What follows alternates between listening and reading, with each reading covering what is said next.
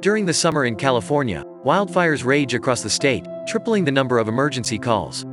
Officer Joe Baylor, Jake Gyllenhaal, is a 911 dispatch officer who is tense and twitchy, making him prone to rage. He's been taking calls from various folks when he's interrupted by a call on his own cell phone. It turns out to be a reporter who is questioning him about his case and asking if he wants to offer his side of the story. He scolds her before being chastised by his boss for taking a personal call. He then receives a phone call from a woman who appears to be in trouble.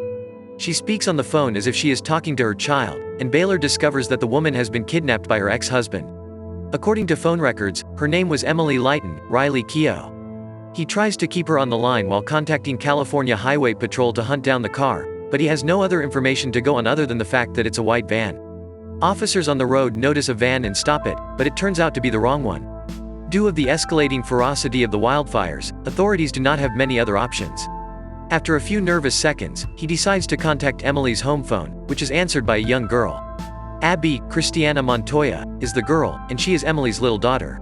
She informs him that her parents abandoned her and her younger brother Oliver at home. He discovers that her father's name is Henry Fisher, Peter Sarsgaard, and that he has a history of assault convictions. Abby also provides Baylor with her father's phone number so that he can call him. Baylor then phones LAPD Communications, where he contacts his former sergeant, Bill Miller, Ethan Hawke, and requests that a car be dispatched to Emily's residence to check on the children's well-being.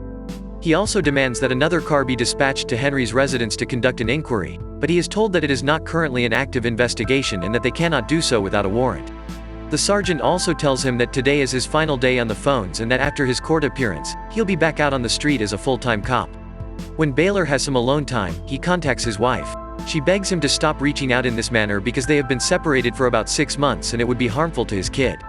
They also talk about his case and his upcoming court hearing the next day. Baylor is stung by his wife's statements, so he calls Henry from his personal phone to tell him what he thinks, but Henry is entirely deflected and refuses to respond. Baylor then summons his former buddy Rick, Eli Gorey, who appears to be out drinking because he is concerned about his upcoming testimony in court.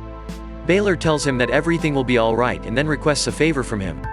He gives him Henry Fisher's location and instructs him to go out there and look for anything that might lead them to where Henry is taking Emily.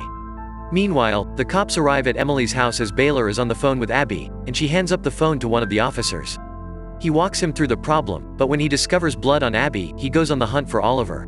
When he finally reaches the baby, he is in complete anguish and hangs up the phone before Baylor can figure out what is going on.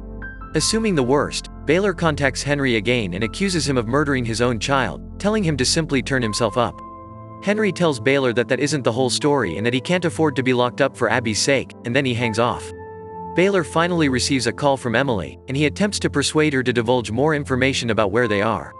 He devises a scheme to get her out of the car by suddenly lifting the handbrake while Henry's seatbelt is not fastened, but it fails and she is pushed into the back of the van instead. Will Baylor be able to save Emily and apprehend Oliver's killer?